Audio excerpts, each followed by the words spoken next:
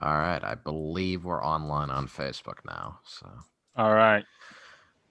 all right, so welcome to episode 19 or meeting 19 of the Junto Club. So the Junto Club is an idea hatched by Shu, where we're supposed to discuss, or we're drawing inspiration from Benjamin Franklin's Junto Club. Started when he was roughly like 30 years old, and he would discuss issues of the day, politics, philosophy, science, and other things that interested him with friends in I guess in an effort to better understand themselves, better understand the world around them, and I guess improve themselves. So we're trying to improve ourselves here. Michael, Matt, and Shu are the regulars. Jake is now JC is now a pretty regular guest. Um, and meeting 19, our main topic is like your brain on drugs, specifically how could psychedelics help with mental health. Mm. So, and Shu, I guess, is going to start with a quote. Yeah, Usual. but before I go there, I say you're talking about improvement. I feel like your intro need huge improvement. Oh, boom. Yes. The critique comes out. I got my second vaccine today, so. Oh, really? How's that? Yeah, well, I'm low energy. It was also a long day at work, but. Okay.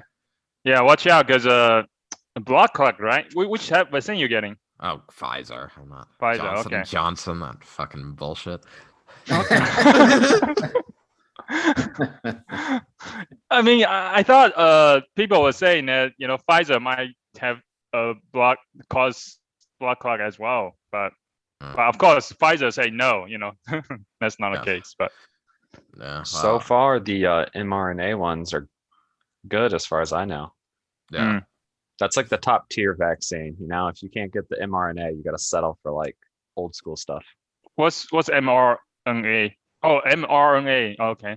Yeah, the Moderna and the Pfizer are the new type, the mRNA. Oh, that's not technology they're talking about behind the vaccine, mRNA. Okay. What about Johnson Johnson? What kind of technology? They are not using mRNA.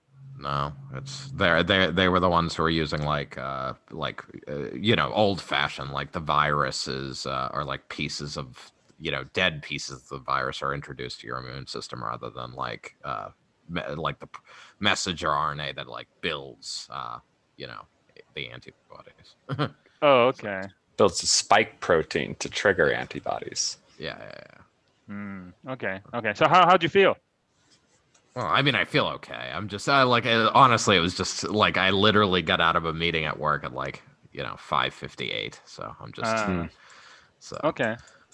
So yeah, some of my relatives but they're older. They got it and then they have cold sweat for a couple of days and have a really bad cold or something. Yeah.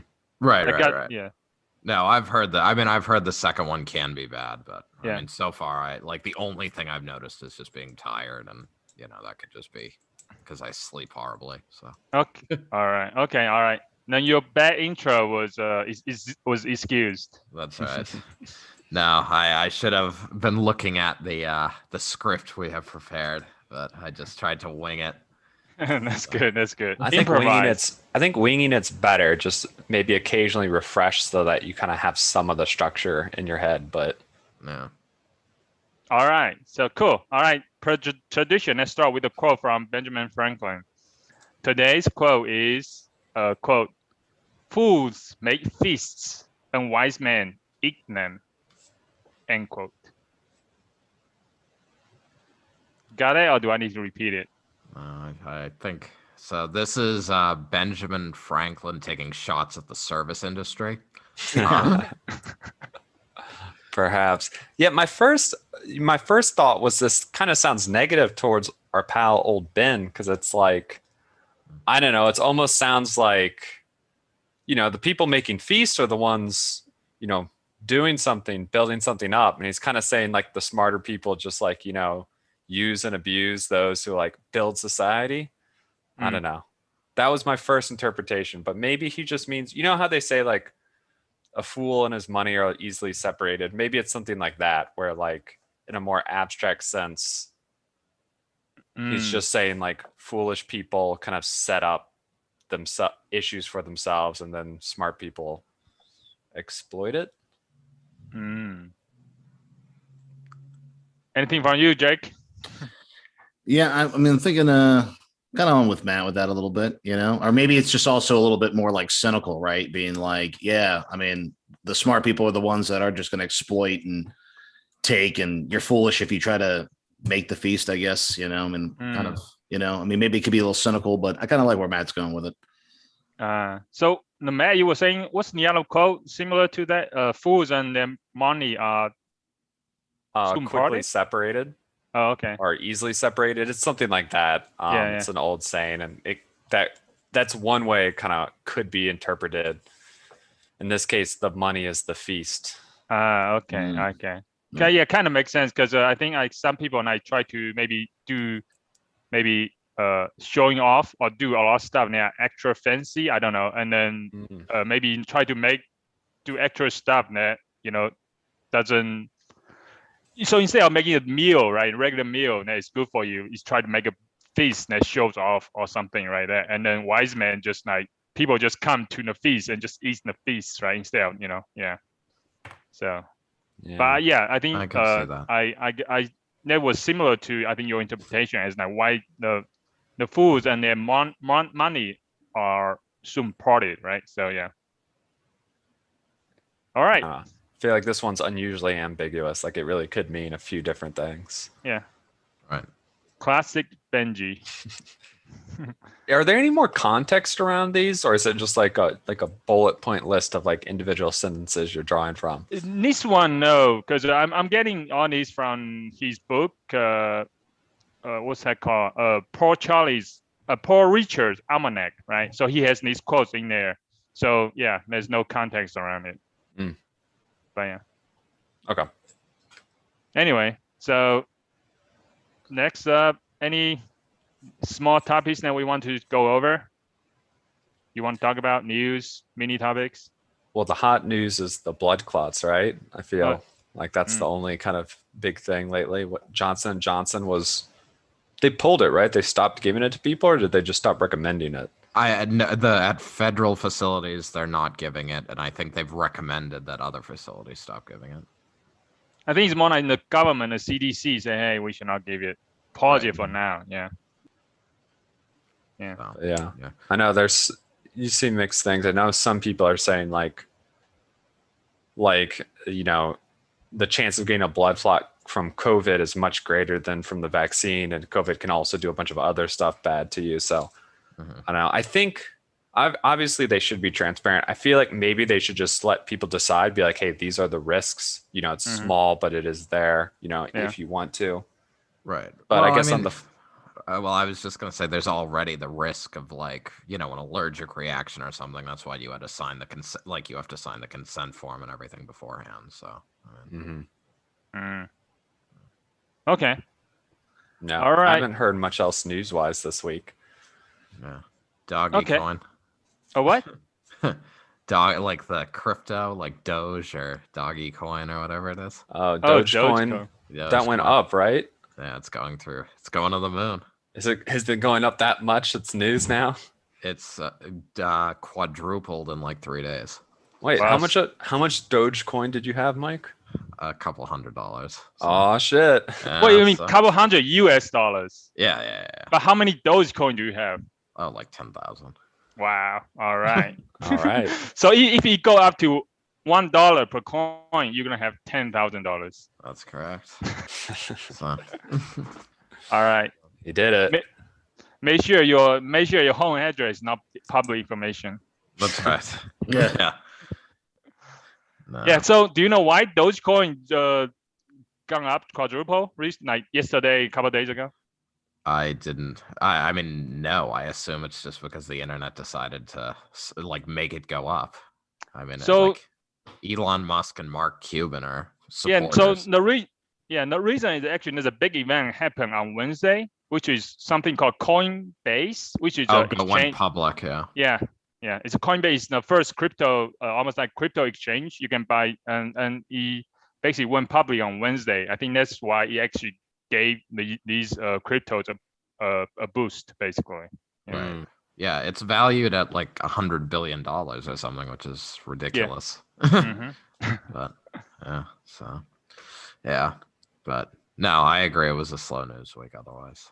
Yeah, it's really strange. Like what had on his money come from? Because we just went through pandemic, and then it's like the market just doesn't give a fuck. Just like pile all the money into investing, right? Everything is going up, almost like bull market again. So well, there's been a lot of stimulus, right, and more spending from the government to keep the economy going. But I think at least some people, I mean, obviously, the more stimulus, the more inflation there's gonna be, right? Like, and we haven't seen anything outrageous, but I would expect more investments now because more people are like, oh, you know, holding money is going to be worth less. I should need to invest in something to like maintain my value. Okay, that makes sense. Sounds good. All right, I do have a question for Mike and it's for Jake too, because last week you mentioned DMX, right? Now he died or something. He was in coma. Oh yeah, he died. Right, yeah. and then the day later, his news about him is everywhere, right? I know he's a rapper, but I don't understand why it would. I guess I don't understand his significance. So maybe you guys can explain it to me. I think he was just a very popular rapper. Yeah, right. Yeah. No. Did you guys enjoy his music? Yeah, I liked him. Oh. I mean, I'm familiar with, like, I think I've heard his hits. I did not go deep with DMX. Yeah. But, oh, okay. So. Yeah. I mean, you guys mentioned it. I thought maybe you were like huge fan or something. I mean, I feel like our generation, like, I mean, even your generation, like he was a pretty important player in like what, late 90s. Yeah. Right?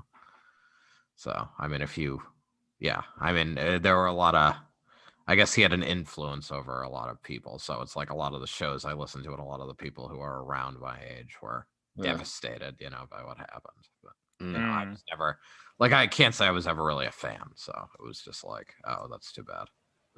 Okay. Yeah. I mean, I don't know what to say.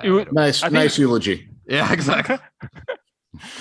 Yeah, I think you mentioned he overdosed, right, or something.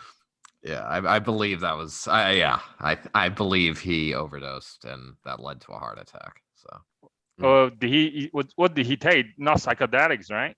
No, that's something to learn. Psychedelics it's very hard to overdose on psychedelics. Yeah. So that's perfect segue into our main topic today.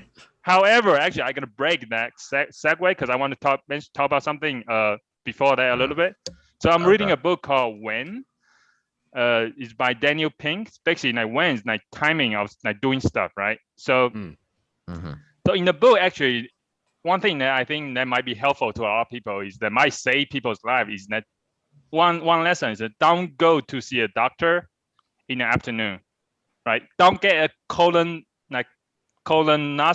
in the afternoon, right?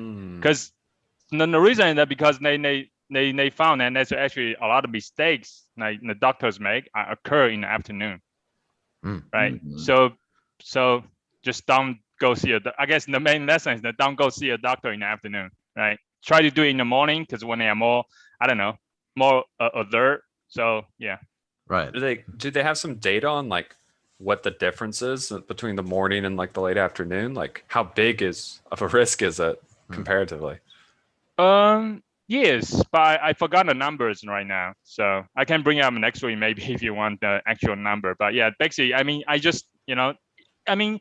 also even like any other things as well. Like a lot of people they found that actually like people are getting like harsher sentence. Like if you go to in front of George, right? You actually get harsher sentence if it's in the afternoon when I don't know. I guess the judge is more cranky in the afternoon. So I thought I read that it was right before lunch was the worst because they're hungry. No, it's it's in the afternoon. Yeah. So yeah. No, I mean I think that would be I mean I think that would almost be a good just topic on its own, that type of book, because I mean it's interesting. Yeah. Anyway, I just want to quickly mention that. So make sure don't go to see a doctor in the afternoon. Don't make your appointments in the afternoon. Like, It's good to know. No. Well, no. I mean, it makes sense if the doctor's coming in at 8 a.m. that if you have the 4 p.m. appointment just before they leave, they're just like tired and they're like. I mean, I feel like a proctologist would be an interesting scenario with that, right? Because I feel like if you went in the morning, he's going to be thorough, but he's going to be thorough. Yeah. In the afternoon, he might be a little lazy. So you're That's like, right. nice. But then you got prostate cancer and he missed it. Right, Yeah, exactly. It's kind of like, Depends what you're trying to get out of it. What are you trying to get out of it, right? Yeah. If you're going for frisky, you go in the morning, right? But if you're like, I just want to get this done, you go at like 3. Right. If you're trying to get a big life insurance policy and don't want them to find anything, you go at like 4 p.m. and just the doctor's like, sure, you're fine. Yeah. You didn't get in there, Doc. Yeah. He's like, what are these?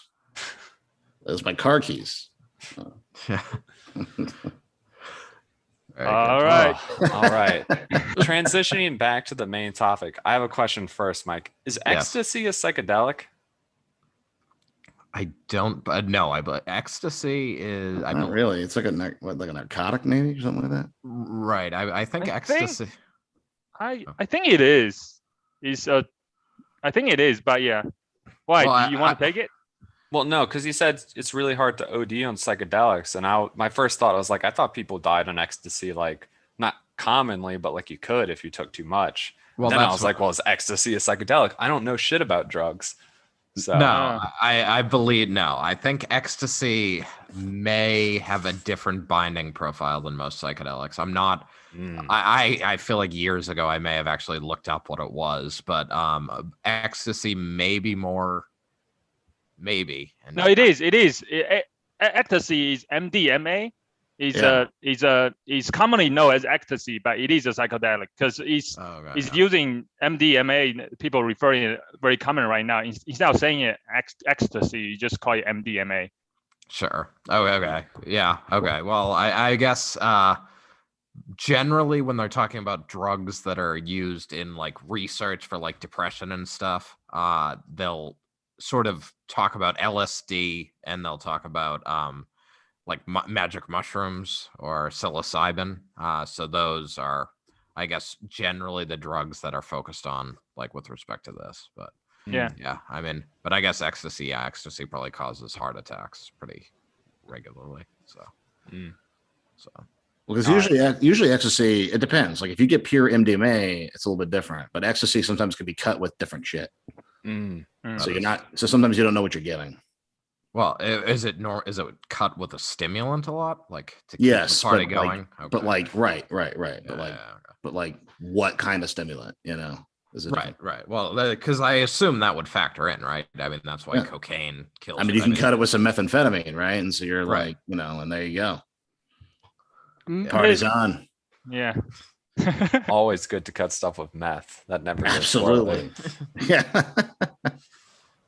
All right.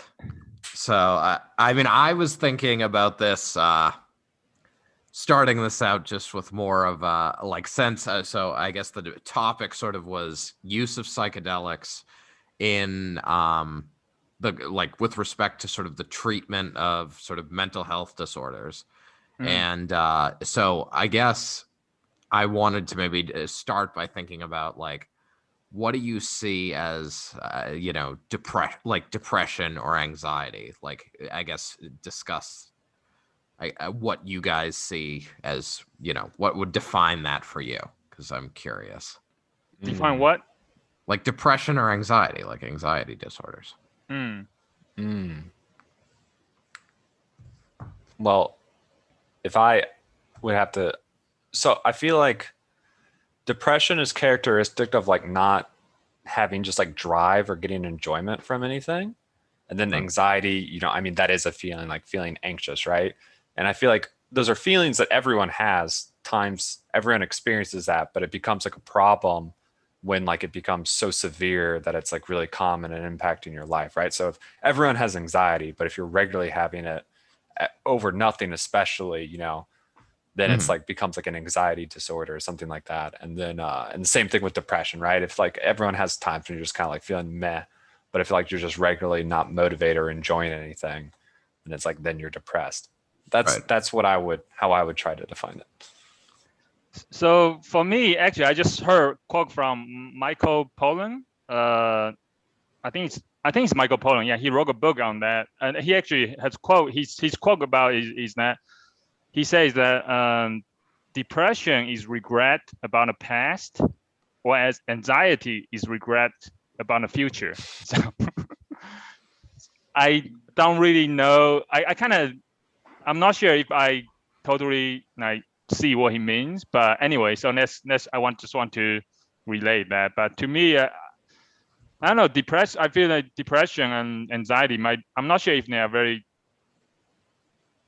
to me, I guess I don't know too much to say that what they means to me, because about depression is like, and there's a spectrum, I think, right?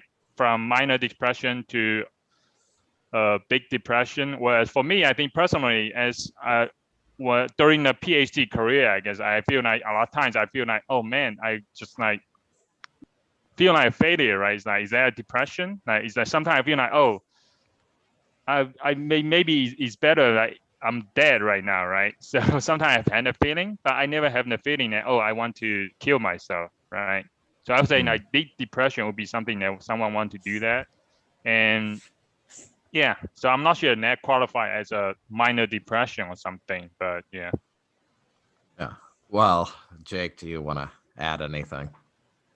I wanted to get kind of weird and abstract with it and be like, depression is like you're melting, and like anxiety is just constant vibration.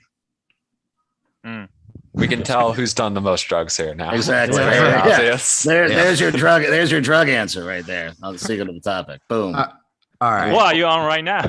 I wish. It'd be great. Yeah.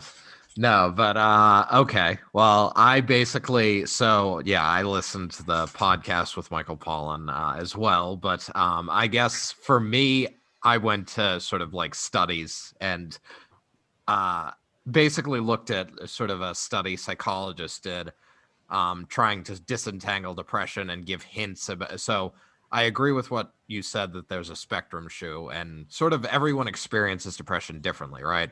Like, is it just like, is it a sadness that's prolonged? Is it like zero energy? Is it, more of a self-hatred? And, similar with anxiety, is it like, you're worried about, sort of, you have unrealistic worries about something like that's very related to your life, like work or something? Or is it, anxiety about health, like hypochondriacs or something like that? So, I mean, there's a very large and, I guess, disparate sort of like ways in which these manifest. But I guess the study in particular that I looked at basically said that people prone to depression and people prone to anxiety, like, both have perceptual, I use the word issues because I don't know of a different word, like have different perceptual systems than people who are sort of, controls, or quote unquote, like don't have that predisposition. And basically all they did was sort of show them different, like still images as like stimulus, and basically like that were faces. And they found with people with depression would attend to like sad faces a lot more, like so stimuli that are sad, like a lot more compared to sort of people, the control group. And people with anxiety would like attend to like angry stimulus, like so stimuli that could in theory provoke some type of anxiety, like they would. So it's really like a perceptual issue is what makes these, mental mental illness type disorders. So that was so basically the goal of, or I guess part of the I guess desire to or the approach to treat these is to, I guess, change how people perceive the world around them. So perceive stimuli around them. So quick question. So what's the difference between anxiety and depression? I'm not sure if maybe I missed it. So in this particular study, it was people with depression or predisposed to depression would generally attend, so like pay more attention to like sad stimuli, like so they'd focus on sad stimuli for a greater amount of time than like happy or angry or like like other types of stimulus, like faces essentially was what they used. And people with anxiety would attend more to like the angry faces. So people with anxiety were focused on, you know, people looking at the people being angry. Yeah. Yeah, I think I got that, but from your definition, what's the definition for you, I guess? What's for between depression and anxiety?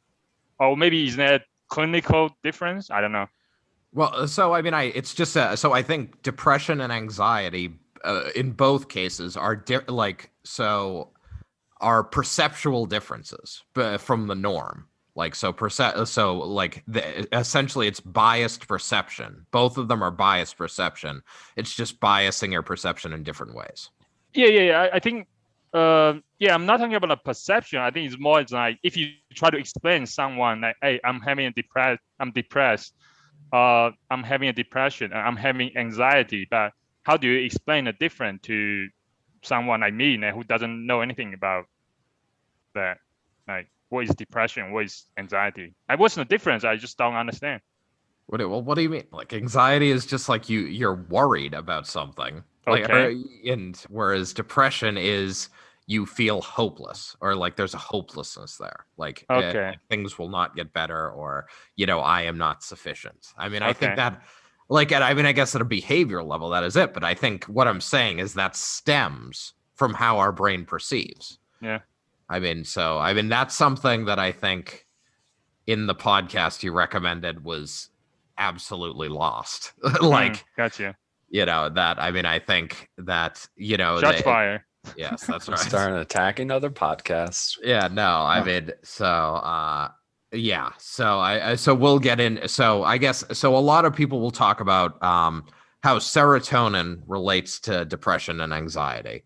So, sorry, interrupting again, before I go there. So you mentioned a perception of like the picture image, right? Sad image and angry image. Mm-hmm. What about songs, right? Because anything about, do you know anything that's about songs, like music? Because personally, because I don't know why, but I really enjoy like sappy love songs. Like people are really sad songs. Like it just made me feel so good. I don't know, just enjoying listening to it. But I don't really like happy songs as much. But is that just me, or is that everybody else? No. Okay. I think that's a clinical term for just bad taste in music. Good point. No. I have an overly serious answer, but yes, because I actually in some of the classes I've taken, I read about why people like music, and you know, and I did a project on like, you know, sort of having people empathize using music. So music, yes, is like people sort of try to encode emotion with music. And part of the reason people like it is it's sort of, you can relate to people on an emotional level through music. And part of the way in which people or like neuroscientists have looked at it is like when you're listening to music, there like areas of your brain that are associated with basically like making guesses are like, you know, sort of future thinking are often active. And when the patterns you're hearing in the music match your expectation of those patterns, you're often going to get like a dopamine hit. So basically, I guess those songs are sort of the, those songs like, I guess, mesh with, like, those songs speak to you, to put it in a more like typical way. So so the patterns those songs have are patterns that you're able to like anticipate, and like you get the reward. So I see. So I have a sad love life. That's why I resonate with sad love songs. You know, that's what you're saying. Yes, I think that's what he's saying. Yeah. Yeah. No, I mean it's to a degree, yes. So I mean, yeah. So the mood you're in. That's why a lot of like you'll listen to a song at one time in your life and you'll be like, oh, I love that song, and then you'll listen to it like a year later and you'll be like, I don't really like it's less relatable, or you know, I mean, to some degree. Okay. So, yeah. So in any case, depression and anxiety, people link it to like a serotonin deficiency, right? Like you know, like everyone's heard of like SSRIs at this point. So serotonin, like signaling molecule in your brain, neurotransmitter. Like people are like, oh, you don't have enough serotonin. So like you go on an SSRI and people are very like often just like, oh, why don't these work? Or like, why don't these improve my mood like immediately, right? And basically that's because, so as we talked about, like depression and anxiety are basically conditions that are caused by like a bias in perception. And so basically so SSRIs are just going to increase the amount of serotonin in certain areas of your brain. And like you still need to essentially like relearn, I guess, how to like, so I guess the theory is that like once you have like increased levels of serotonin, you still need to like relearn essentially how to like give your attention to like other stimuli. Like, so if you're not like biased in like they're not changing your mood, right? You still need to they're changing your attention. So like, so if you were previously like, if you were predisposed to depression and you were largely focused on sad stimuli, like it's not like you take this and it's like, oh, now like I'm happy because like I took a pill. It's like, it's more just like, oh, I'm like over time I'm getting like my mood's improving because I'm less focused on like sad things around me or sad aspects of my life. So it can take like time for that shift to happen. So that's why a lot of people like say like, oh, like SSRIs will not work for people, or people will give up on them because it's like, you know, it takes time to sort of make that change happen. And obviously, as we've talked about, like depression and anxiety, like, you know, they manifest in different ways for different people. So, you know, the brain is a complex thing. So, you know, like, yeah. So, I mean, depression has been associated with like whole brain effects. So I guess enter in like hallucinogens or psychedelics. So psychedelics will, like their chemical composition mirrors serotonin. So their chemical composition essentially allows them to bind to certain serotonin receptors in the brain. Quick question. What is serotonin? What does it do? So, I mean, it's just a neurotransmitter. So it's a signaling molecule. So like essentially like, I mean, does it make you happy or unhappy? Like, I don't know. What does it cause you to feel? I mean, it's not necessarily cause you to feel like, so dopamine is like the one that's like, oh, the reward center of your brain is a dopaminergic system, like dopaminergic, like heavy area. So, I mean, so that's why people say, oh, get that hit of dopamine, because like that dopamine is heavy in that particular area. Serotonin. So this is sort of why, so people talk about, you know, how you have like trips on acid, right? And you have visual hallucinations. So so serotonin is like, there are serotonin receptors that are very dense in like the prefrontal cortex of the brain, but it's really like all the way through the brain, like all the way back to the occipital lobe, which is like your vision system, which is in the back of the brain. Okay. So basically, like, so you can have visual hallucinations on LSD and stuff because essentially, like, I mean, the LSD has a chemical composition that allows it to bind to and like cause neurons to fire in your vision system too. So, so it's, you know, so it can create like excitation in the visual system.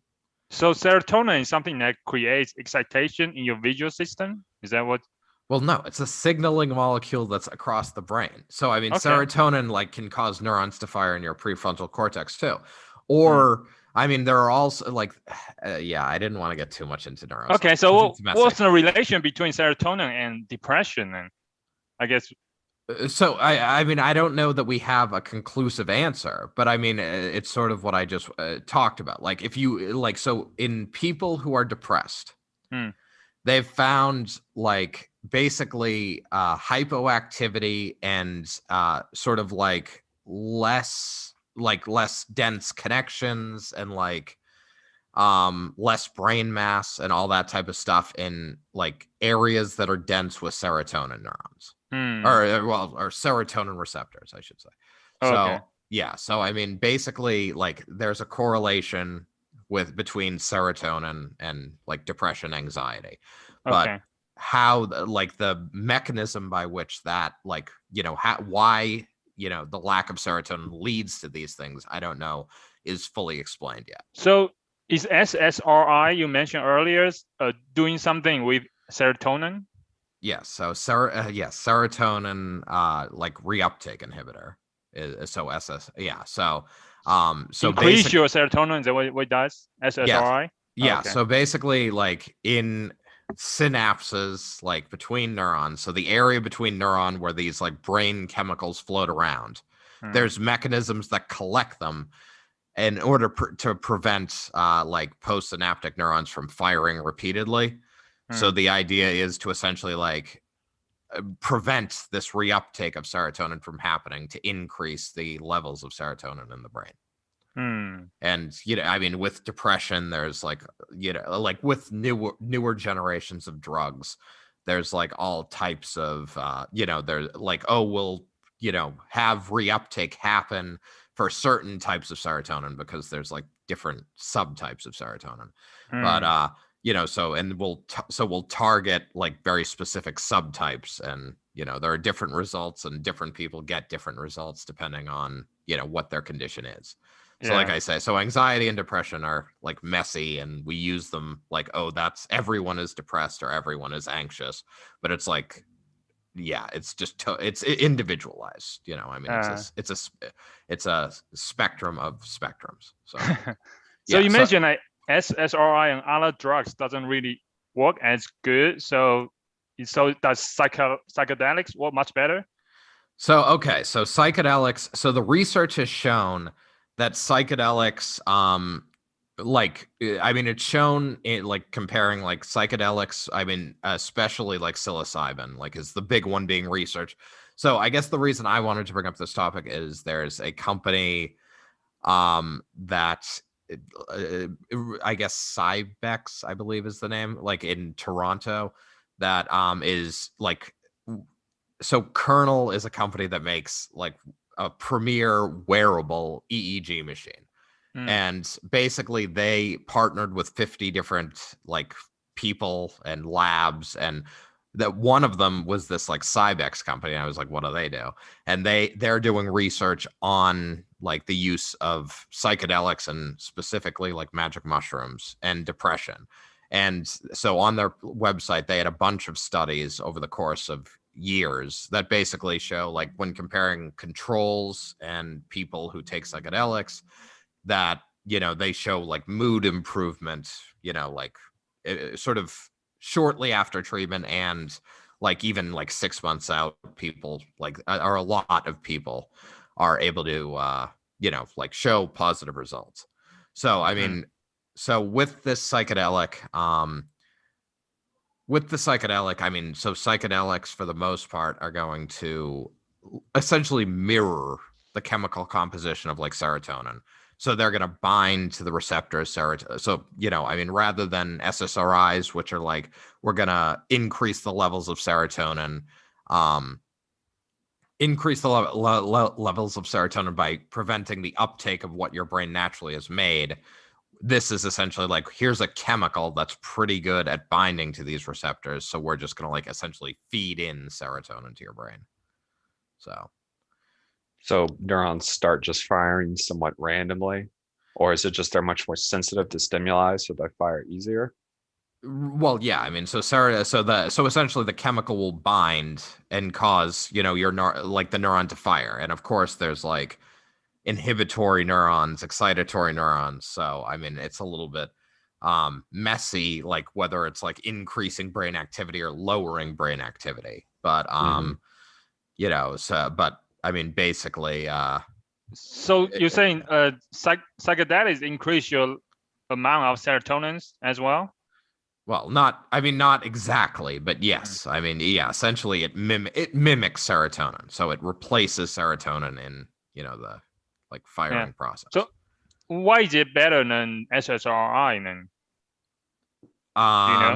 Well, it could, well, I mean, it doesn't, I mean, it's unclear, I guess, if it's better, but preliminary studies would be like are excited about this because basically, it could.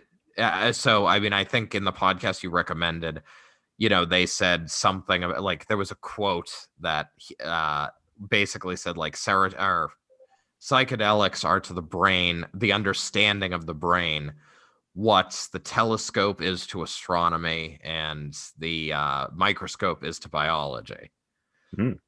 And that's a big statement. That is a big statement, and I sort of disagree with it, but I mean, because but serotonin is gonna like bind to these different like receptors, and it's essentially like it's gonna show like, so if you think of our brain as like essentially just a bunch of networks that are connected, then it's essentially like serotonin, like in theory could be one, like if the neurotransmitter serotonin is responsible for certain things, like if you just pump in a drug that can like essentially light up the networks it's involved in, it could you could sort of see what the uses are of, or like, you could essentially like say, okay, the networks it's lighting up are responsible for this, and when we make them fire, this is what they sort of produce in our consciousness. So we lost Jake. Yeah, I think Jake froze. But yeah, so you may. I want to expand because I think Shu had a good question here, and this might just be a case of we don't know, but like the difference between if these things are binding to the same like receptor sites as serotonin, why is the effect much different than taking an SSRI? Is it just scale, like that they end up binding much more, like they will pump way more of this artificial chemical, or is it like they function differently in the receptor site? That's my understanding. So that would be my guess. So I don't have a perfect answer to that, but that's my understanding is that basically it would be like essentially the chemical has like, so that there's a binding coefficient that basically says like how good a chemical is at binding to certain receptor sites. And so I think these chemicals for certain types, like each drug is different, but the binding profile of these usually have like very high binding efficacy for at least one type of serotonin receptor. So whereas SSRIs are just like, sort of preventing serotonin from being taken up by. So these drugs bind better than serotonin itself, basically. In theory, yeah. So, yeah. So, I mean, basically, they're better about binding. So, I guess. So, I want to go back to your quote. I guess you say you disagree with what's the quote that you disagree with? Psychedelics are to the brain as the telescope is to astronomy and the microscope is to biology. Yeah, yeah. Why do you disagree with that? Because I mean, it's just one. It's essentially one chemical, right? So yeah. I mean, your brain is full of different types of neurotransmitters. So I mean, why is it psychedelic? Is it really just one chemical? Yeah. Well, I mean, okay, but serotonin is one type of neurotransmitter. I mean, you are assuming serotonin is the only necessary cause of depression, like the lack of it, right? So maybe there's other things that. No, what he's assuming is psychedelics only act through the mechanisms that serotonin does, right? Right, exactly. So I mean, right, these drugs are binding to serotonin receptors. They are not going to bind to like, dopamine receptors, nor epinephrine receptors. So it's like it's an incomplete picture of the brain, right? And I think, and that's something like obviously the telescope lets you observe. I mean, I guess there are I guess you could argue like, oh, well, that lets you observe like serotonin networks, but the telescope didn't let you observe like radiation, right? Like there need to be a different instrument to that. So it's like, I guess some argument could be made there, but like, I mean, you let you observe not just like low level, you observe your, I guess a lot of your experience, right, of taking a drug, right? Like you experience different people and might have different experiences, right? Like the trips they were talking about. I mean, I never took one, so I can't really talk about the experiences, but Right. No, I mean, I basically just wanted to like give like it went longer than I planned for, but basically like, okay, depression, anxiety, like basically a lot of people associate it with like less serotonin. And I mean, I think that it's more complicated than that. And and as you say, people experience these drugs differently, and that's because people's brains have like different like different numbers, different connections, and like when it comes to these serotonin receptors. So it's like the brain is just like a very individualized place, which is why we're different. So I mean, I think much like SSRIs are very ineffective for some people, and people respond differently to them over time. I think when people are like, oh, like psychedelics are like a solution, I guess have caution there, right? I mean, all of the treatments for like mental illness, it's like it's just like very imprecise. Yeah, exactly. So I mean, that's why even the podcast I sent you, I mentioned that is by Tim Ferriss, right? The Tim Ferriss podcast interviewing Michael Pollan. Right. By the way, Tim Ferriss is not Tim Ferriss. I would call him the godfather of Junto Club because he's the one that inspired me to kind of dabble into podcasts. So anyway, checking out. So anyway, so I mean, one of their main point is that yes, they were really excited about the promise of psychedelics, but they do caution that of course it's going to be very dangerous, but that's why we need to understand it, right? To do more research into it. So that's why Tim Ferriss actually he actually gave a lot of money to Johns Hopkins and also UCSF on these medical centers, try to actually give them money to conduct actually these psychedelic researches, right? So. Right. No, but I would say that podcast, though, the caution at the end, or their statement at the end that more research is necessary, I think is a good one. But the podcast as a whole, up until that point, is like way overly optimistic. And so I mean, what can we, before we dig into any more details, can you give me like your summary final statement? Because you talked a lot of this, but so do you think psychedelics could be useful as like a better SSRI, like a better replacement for SSRI, or is it just we just don't know yet? Like what do you think is like the summary here? I would say likely we don't know yet.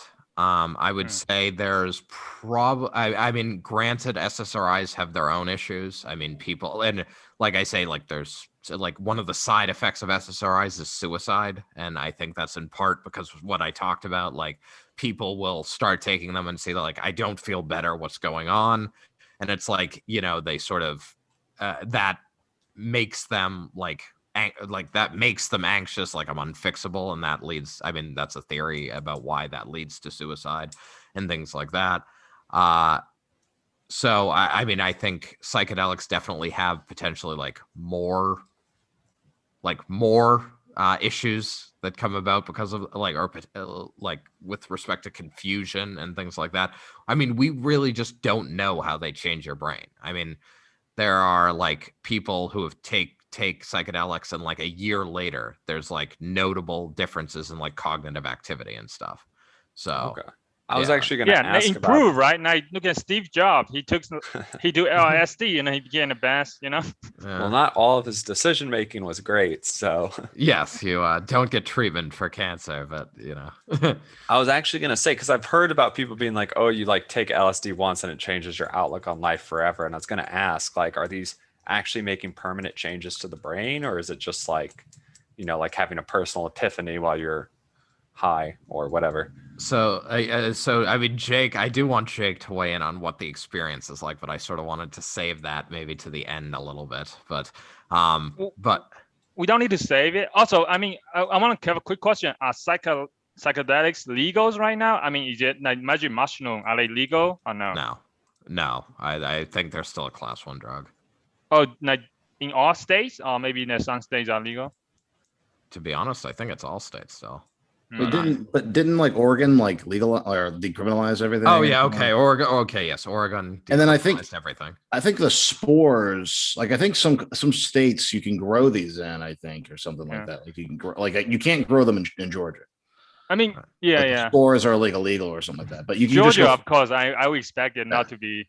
But I mean, psychedelic. The one main advantage of psychedelic is not addictive, right? Yeah, yeah. That's the main advantage. Limited addictive proproperties. Yeah.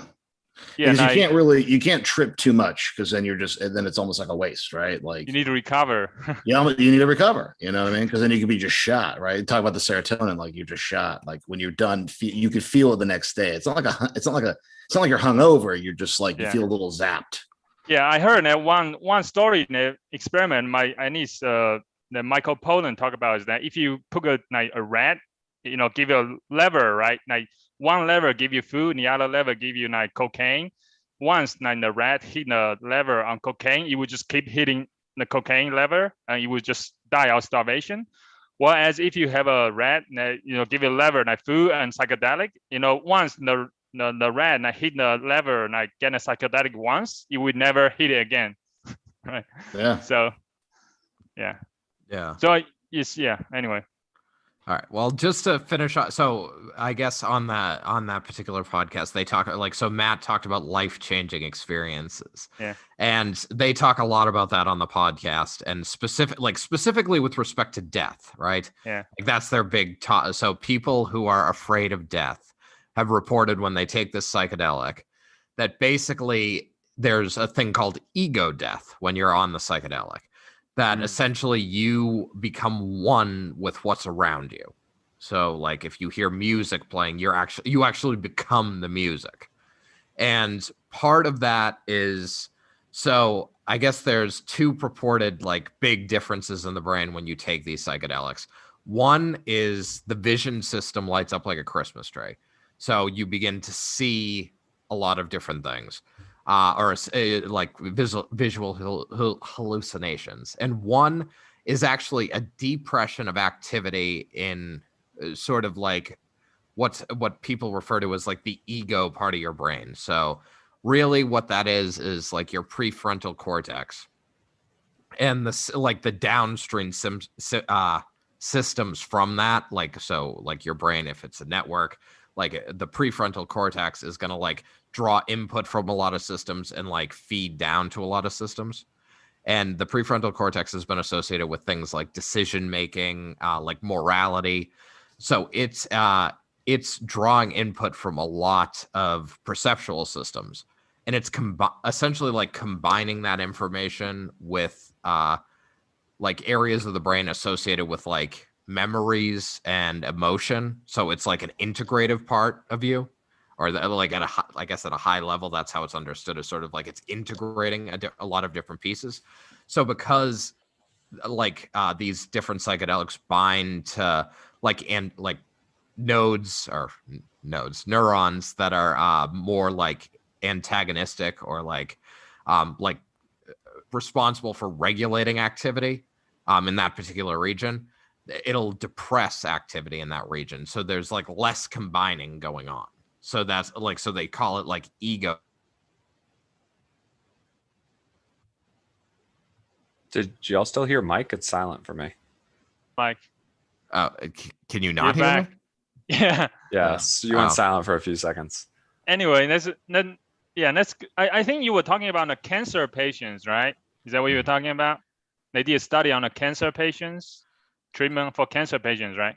Right. Well, I mean, it's been done. Just people generally. I feel because they talked about one specific study with cancer patients, but I mean, So then that study basically what they did is that when the cancer patient when they got a diagnosis, they're gonna die, right? So they got really worried and became depressed, and they started using this psychedelic actually decrease their depression level, anxiety, much very very well. It actually almost has lasting effects as well. So so it's almost they see death very very differently now after they done that, basically. So Right. So I guess I don't know if this part got dropped out, but it's a network that's associated with like identity because it is essentially integrating a lot of information about your like history and like memories and emotion and like your different perception now. So if you depress activity in that area, you sort of lose your like, or they say you sort of lose yourself because it's like you don't have that integration happening of Yeah. like all that. Uh, So You go ahead. yeah, well, I mean, basically, I mean, I guess like I assume we're mostly in agreement that like, I guess what makes us us, so like our consciousness is sort of an emergent property of like many different systems coming, like, you know, vision and memory and like all these different systems coming together. So I would like, as much as like this ego death thing, like I think to experience it would be interesting. I mean, I feel like in a way, like it's just I mean it's essentially sort of like what we've seen with like brain injuries in the past, sort of. I mean, like when people used to or you know like people were what's this, Phineas Gage had like a you know, a rod go through his head and his prefrontal cortex was like essentially lopped off. I mean, we've seen sort of situations where like you know, this self part of the brain or this egocentric part of the brain is fundamentally altered.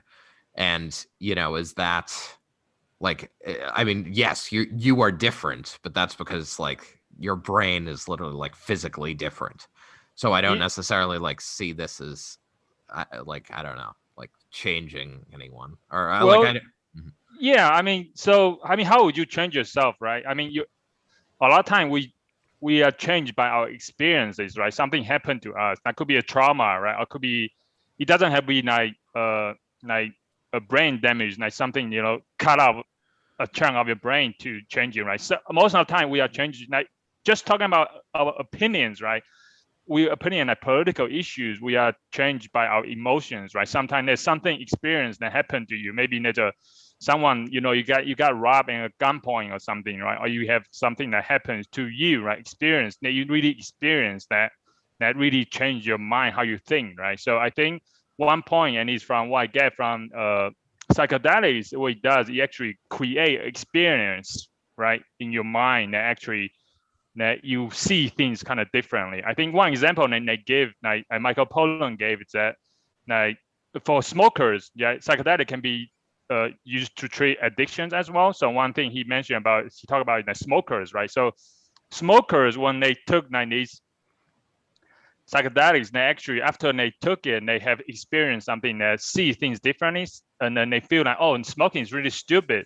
But I mean, they know this before, right? Smokers, they know, they get on this message of smoking is really bad for you. It's gonna kill you, like gonna, you know, make you breath, you know, I mean, give you lung cancer, right? I mean, I guess rationally, they understand, they know that, and they understand it, but they just never, somehow they just never receive it somehow. But after they took night psychedelics, they have when they have an experience, they see something that actually caused them to see that message completely different. And I say, oh yeah, after they took it, they realize, oh, this is really, really stupid thing to kill myself by, you know, giving myself lung cancer. So it's, yeah, just like that to me is like very quite interesting. Like I feel like there's something, it gives you some, so basically like our mind are kind of changed by experiences, right? And then psychedelic is almost like, it's a way to create your experience. Maybe you can visualize it in your brain, but you don't really experience maybe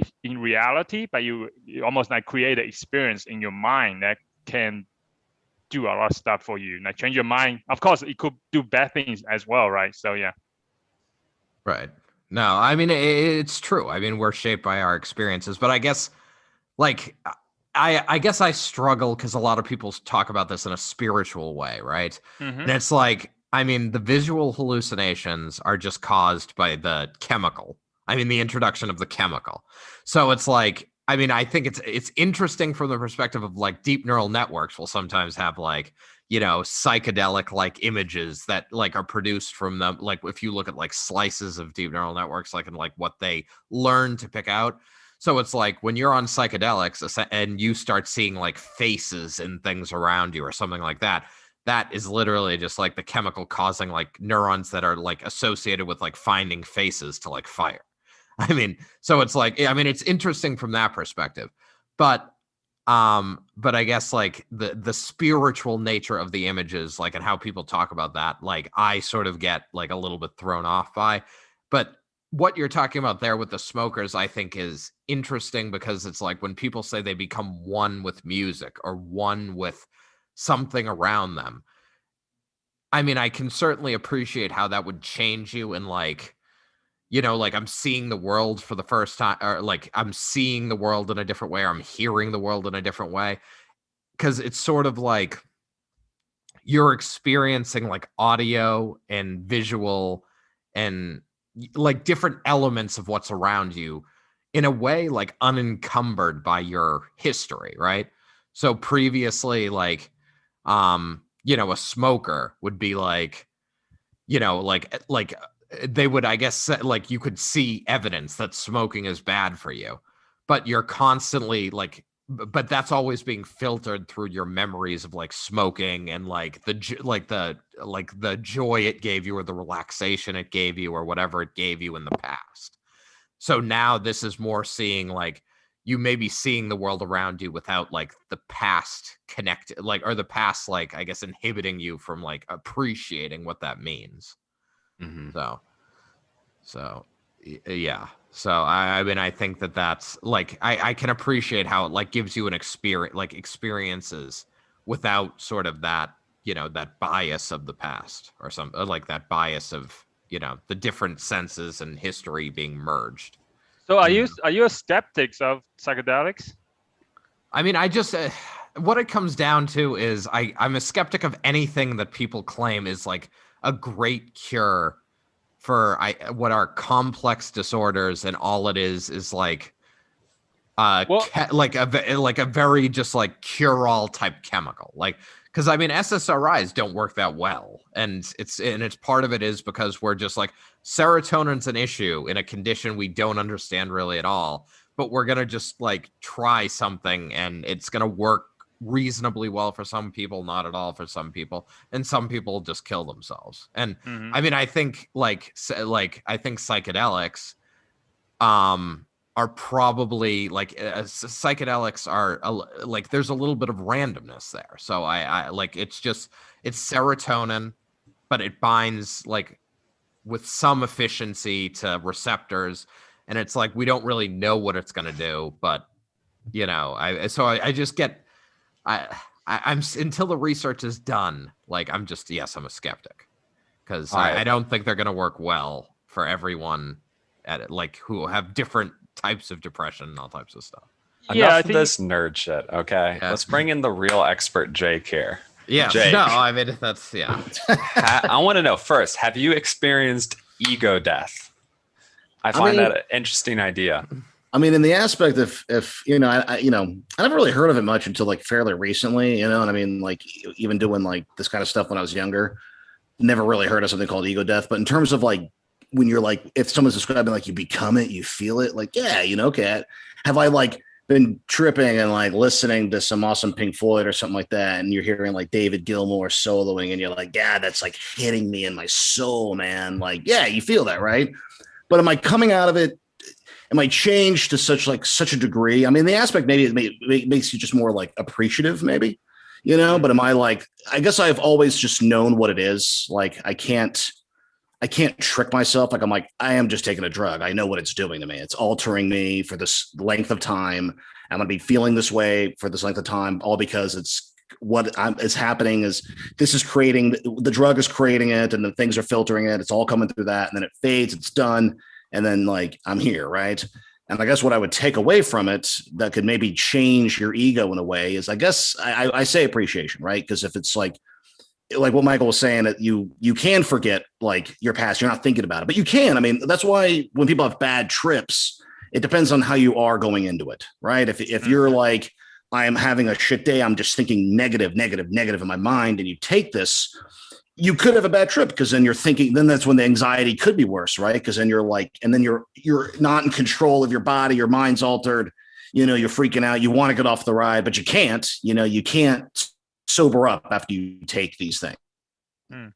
You know what I mean? Like you just have to let them pass. I mean, maybe you could, I guess, like if you take SSRIs, like if you're on like those antidepressants, like you can't trip. Like if you take a shitload of acid while you're on those, like you would have to take like 10 hits for like one hit of effect on you if you weren't on those, because it messes with the receptors, right? So, but in terms of ego death, I mean, I don't know. I mean, I take it when people talk about the spirituality stuff. I mean, I think, it's what you make of it, right? So some people, if they sit here and they take it and they want to get like, I want to be in a dark room and I just want to like feel it, and they want to get a little hippy dippy with it, like, and if they feel good from that, that's then cool. Like me, I was always more recreational. I mean, I guess when I was younger and I did it, it was like cool to like experiment. And you're like, yeah, let's like free your mind and get in there, and you watch cool shit and you look at stuff and the lights or whatever it is. You put on like Wizard, you put on what, not the Wizard of Oz, where it's like the Pink Floyd, it like mashes up with Dark Side of the Moon or whatever like that. Dark Side of Oz, I think is what it's called. You watch that and you're like, oh man. Or you could just, get in your head or whatever. But for me, I have always just been like, I know what I'm doing. It's a drug. I'm having fun. I just want to like let loose, get altered. Like if it changes me, it changes me in the aspect of more just like the experiences, right? And to me, taking that drug is its own experience and what you deal with. And then depending what you do with it, sometimes you could take it and you're like, I've taken that. I'm at festivals, right? I'm at a music festival and you're watching this band live. And so it intensifies that experience. So that's an experience, right? You just got to appreciate there's nothing else. It's just you and the music. You're feeling it. It's awesome. So what you come out of it, I guess, could change you, right? You can go, man, I appreciate life a little bit more, right? Because I guess I was in that moment, but maybe not. I mean, I think it depends on the person, honestly. I think that's why more research needs in terms of like, do I think this is an answer? I don't know. I think more, I still deal with like my depression and anxiety and stuff, and I've done this stuff and it hasn't cured me. So I mean, but I also think that those things like depression, anxiety, you never really cure. I think they're just always there. I just think you just get better at like dealing with it, per se, just to put it very simply. But I just think it's like demons, right? Like if we all have our demons, and maybe you can't get rid of your demons, but you can like learn to live with them and like manage them so they don't always. And that's when you have like, you're always going to have bad days and good days, but you try to have those fewer and far apart, right? Unless something happens in that day, like I got in a car accident or something bad or whatever, but in terms of like the clinical depression, I guess you want those fewer, farther apart where you're like those dips, anyway, what are you gonna say, Shu? Yeah. I was gonna say, now, how did it change you in any way? Like I think you say more appreciative. Is that? I guess so. Yeah, I guess that would make me, I guess if I said it had to change me in some aspect, then yeah, sure. Yeah, like that's probably what it did, was just sort of like appreciate things just in all ways, right? And you can appreciate, like, you can start off weird, right? You're like, appreciate the drug in a way, right? Because it's something that like it does. I mean, like, depending on how much you take, you're definitely like, you're tripping, right? You're like it's not like you're not you. I mean, I've always felt in control. I've never had a bad trip. I've had intense trips, but I've never been like freaking out, where I'm like, oh my God, I mean, you can be like, like definitely, you feel it in your teeth a little bit, like in terms of physical effects, like you definitely feel that euphoria feeling, you could feel it in your body, and it depends what you're doing. Acid, LSD and mushrooms and stuff like that. They're different feelings, right? LSD is going to be a little bit more up. For me, like it's a little bit more of a stimulant. Like you're going to feel like I want to do something, right? You're like, I'm on LSD. Like if you want to, like, you always want to probably do something anyway on psychedelics. Like you just don't want to like chill. Some people are like, I got to get out. Like when you're on mushrooms, some people like to be out in nature. Go on a hike. If you're on a hike, take some mushrooms, like you're outside. Usually you're going to be good, right? If you get in public, maybe that freaks people out, right? Like I've gone to bars, I've gone to Joystick before on like just tripping out on acid, and I like drank and I just was like, I was fine, wow. But I could deal with that, right? I can be like at festivals and people around and I could just be in control and be okay. And even though I'm like, yeah, I'm feeling good. You're just like, you have like a smile. Like for me, like when you're on acid, you're like, I'm smiling. You're just like, I'm having a good time. This feels good. Shrooms are a little different. Shrooms, I can feel the same way, but shrooms are a little bit sleepier. Like when you take them, you'll like yawn a lot. You're like, ugh, you're like yawning, but you're not tired. You're just like, I'm yawning like a motherfucker, but I'm not tired, And so, but it's a little bit of I call it like a sleepy feeling, right? So sometimes I've known people have worse trips on shrooms than LSD. I've never really, the people that I've done it with, like no one's ever really had a bad trip on LSD, but I've known people that have had like hard trips on mushrooms, because mushrooms is sort of like, it can get a little darker, right? Like that's why I think they study this a little bit more so. Maybe because it's a little more natural, right? I mean, you could find this. I mean, I remember back in high school going and picking these with my friends at like horse pastures. Oh yeah. Yeah, I go way back with it. I know it's terrible. Taking the mushrooms from the random horse pasture. That's brave. Dude, it was. So my buddy and I, we would drive, and like, so we lived an area where there's like polo players and stuff. So like we had like, there was people with horse pastures, and then even you go to this other area and people would have like cow farms or just whatever, just like, you know, the cow. So this thing grows in like shit, or just, you know, yeah, essentially it can grow in shit. So yeah, we would go in and we would like drive at night, and one of us would get out and drive the car down, and we'd go in, like have a flashlight and go hunt through shit and find some shrooms. And sometimes people would come out, they'd be like, who the hell's out there? And they're seeing the flashlight, and we'd like get out and run. We're like, hurry, man, hurry. And wait, what do you mean by you find some shrooms? Like, is it like grow in a garden somewhere? I mean, shrooms, I mean, they grow naturally, you know, I mean, here in Georgia, when it rains, right? Like you can go to certain places. Like if you went out to like the woods, like if you know what you're looking for, if you know what it looks like, you know, and you know what it is, you can find it naturally. It's very possible, you know? Oh, so, wow. Yeah. I had no idea. All yeah. right. Yeah. That's why people like to get the spores and stuff like that. And you can grow it yourself at home. I mean, you could really just grow, you know, people grow like just oyster mushrooms, right? And like lion's mane, and they grow like just like gourmet type mushrooms. Yeah. Essentially, like the psilocybin kind is no different, right? You know, they all fungus grows in the same way. So you can grow it yourself, or you could find it out in nature. Yeah. LSD is a different story, right? That's made in a lab, and like, you know. So why is it called trip? Like, because essentially like because LSD, when you take it, it's going to be about like 12 hours, like 10 to 12 hours. Like it's like all day, right? Like if you take LSD at like 7:00 at night, like you're not going to sleep. You're just not going to sleep. You're staying up till 7 in the morning probably. And then you'll be like, I'm tired, and let me go to bed. Mushrooms will last about like 6 to 8 hours sort of. If you eat them whole, if you're like, here's a mushroom and I'm going to eat it, but you can grind it up and make it like a tea, or you can make it like a powder or whatever. And just, if you do it that way, it'll hit you harder. It'll hit you faster, but it won't last as long. You'll probably trip pretty hard for like a couple or few hours, depending on how much you take. And so I guess it's why it's called a trip, is that you just kind of, it is like it alters you, right? So, you know, and I guess depending on how much you let your mind go with it, think of like hypnotism, right? You know, like, do you believe in it, or do people just, it's the power of suggestion almost, you know? So it's like, here's this drug that's like, come on in, and if you go with it, then some people can like almost embellish it a little bit, right? But if you fight it too much, then maybe you're not enjoying it too much, and then that's maybe we could freak out. So it's like a balance of like, know that you're just, it's all not real, right? But like, you know, if you're out in nature and you're hallucinating, here's what you can appreciate. I'm out in nature. This is neat. I never noticed this stuff. I never got the feeling. It's a little hippy dippy. It really kind of is. But there's something to be said about it. I mean, to me, honestly, if it's hippy dippy, it's kind of like, if it's almost like you're fooling yourself, let's say, but if it changes you to appreciate and be a better person for yourself and to others, then I'm all for it, honestly. You know, then to me, that's 100% positive. Do you think what do you think about the smoker case we talked about earlier, when like the smoker, once they took it, they understood the message a little bit completely different? What do you think about that? I think that's onto something for sure. I think it's possible that maybe they've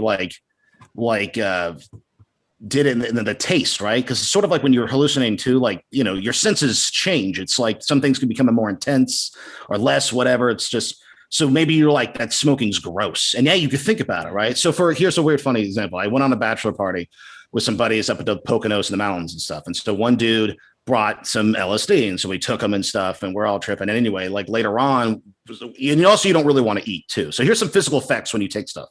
You don't really want to eat. You're not hungry. Like, you know, shrooms can make your stomach, they can both make your stomach feel a little wonky a little bit. Mushrooms will mostly, because you're ingesting this, like you're kind of poisoning yourself, right? LSD is like droplets on a tab, and you're going to put it under your tongue, but you're going to kind of feel a little bit in your gut, but nothing too crazy. That's why if they, you know, you can like smoke some weed with it, right? And that'll like settle your gut. But so anyway, we went to eat later on towards like the end of our trip, and the dude took a bite of the burger, and eventually he puked. And we were all like, we know what it is. And it's because he probably got in his head about the burger and thinking of like the meat, thinking of like the cow being murdered and killed and grinding up in the blood and the guts. And maybe it's like not clean. And you kind of like hyper focus on this like imaginative shit. And then he like got sick from it. He psyched himself out from it and he puked and couldn't finish. I'm like, this, even it's like not that enjoyable because it's a different, like, it's one thing if you're like, man, I'm really stoned from smoking a lot of marijuana, you're going to be like, that burger's the bomb. But if you're like, I'm high on acid, like this means nothing, like that. I can eat that burger and it doesn't even really, it's just kind of whatever. So did he become a vegetarian afterwards? I don't know. He probably didn't, but because he was probably like fine, realizing like, oh yeah, I just got freaked out, man. No big deal.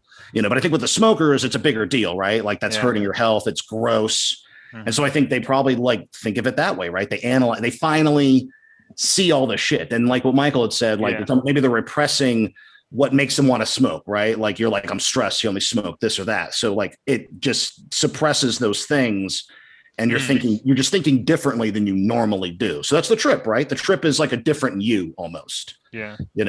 And why people probably freak out or they worry never wanting to take it, which I'm going to ask you guys if you would ever take it, but before you answer that, or try these things, is because they feel like that it's going to permanently change them. And I fully disagree with that. I think it's not going to permanently change you. It's not going to be some like drastic thing. You're not going to be not shoe anymore if you took some acid, right? You're probably just going to be like, damn, that was crazy. It was in fact, I'm always interested with you guys taking it because being like doctors and like about science and stuff, it would be interesting to see your take because you would be taking it differently. Like, would it really work that well? Maybe you're worried you take a hit and you're like, I didn't really, I kind of feel euphoric. Like, okay, like I just feel like kind of drunk, but like in a really good mood, like it might not be anything to you. Right. Or maybe if you took more, who knows? So I'm always curious about like certain people who are like, I don't like to do drugs.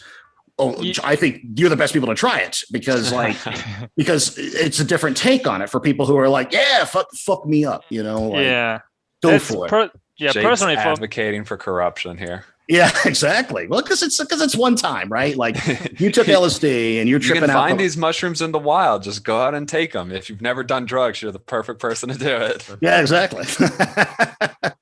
Well, no, I think I rambled too much earlier, but I think Jake captured nicely what the basic idea of all of this is, right? Like these drugs are heightening your senses in the moment, right? So that's what when your senses, like you said, get intensified. Right, the areas of your brain that are sensing things are heightened, and the history, like the you, is essentially your history is suppressed, right? So I mean, it's just allowing you to experience things like more acutely, which I think, if you have the like a hippy dippy mindset, can change you, right? Like if you experience like, oh, I've never experienced a song in that way, or like I've never seen or heard the world in that way. Like, I think people can get the impression like, oh, that like, there can be a me in the world that isn't me. And that is almost like religious for some people. Whereas like, I think if you're of the mindset, like we're just like, like different systems coming together to make our consciousness, then that's just like, oh, like the system that combine like, and has history enter in was just offline essentially. Right. Yeah. And I think also the experience can sort of like humble you in a way, right? Because it's something like when you think like your everyday life, you're not really like your mind's not getting altered. So you're thinking like, how could this thing, even if it's like LSD, you're like, look at this little tab right here. How can this tiny little thing like change me? So maybe like the humbleness, like, yeah. And like you said, if you buy into it, right? If you want to have it do something deeper, it'll do something deeper. Right. No, I mean, and I think that like the smoking examples is a good one. Like you said, like they may have tasted, like your mouth may have tasted like shit. Like they may have tasted like the cigarette, like they haven't before, because they weren't. Exactly. Yeah. So, I mean, I think that like, it's like you perceive things purely in the moment.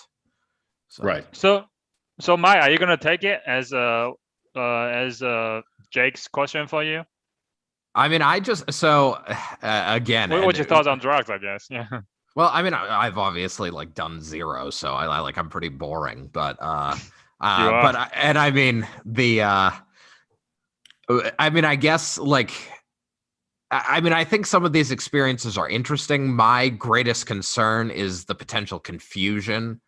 Like, so I mean, like, it's very hard to OD on these, like, as we talked about a little bit, because they just like, I mean, ODing often, it's like drugs you can OD on, like, most directly influence like systems that control things like heart and respiration and things like that.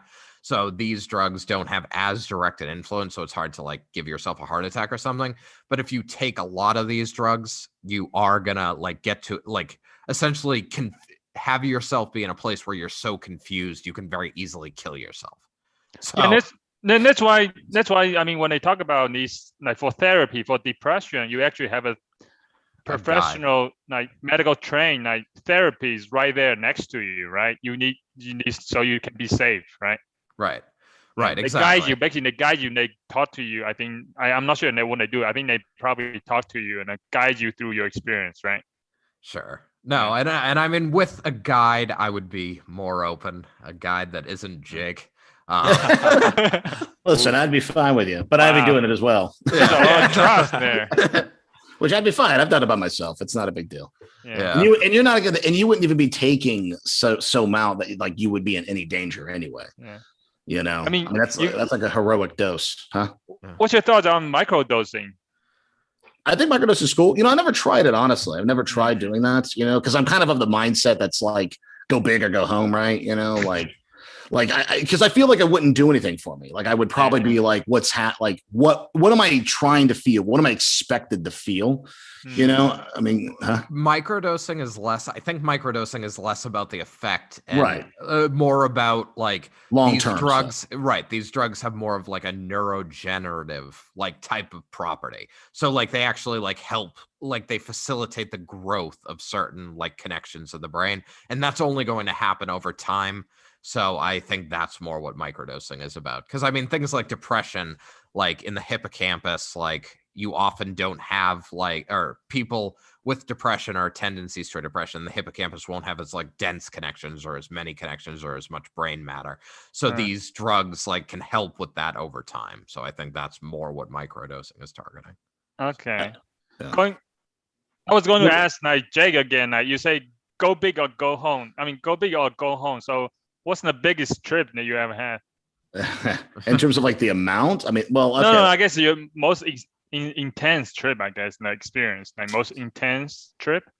I mean, it's hard to say, honestly, because it's sort of like, you know, kind of like once you get to a certain point, you know, I mean, until like, I mean, yeah, you can really increase it. And then you're like, probably, you know what, you're going to take like 20 hits of acid or something like that, because that's where with LSD, you can, I mean, if you took like 1,000 hits, I think you would die because it would mess with the serotonin, would like mess with something. And I think that's where I think you can overdose on that, but that's why it's hard to, because like, you're never going to need to take that much. Yeah. You know, but I'm trying to think. I mean, I don't know. I mean, I remember a couple times at like my buddy's, like, you know, his like farm area or whatever he had, or some sort of like cool outdoor, like he had a bunch of acres. His parents had like something, and it was like his acres or something. And that was pretty fun because you're out in nature and stuff. And I mean, concerts always fun, like going to festivals. Well, did you ever see anything? Oh, yeah, sure. I mean, what do you experience in your mind?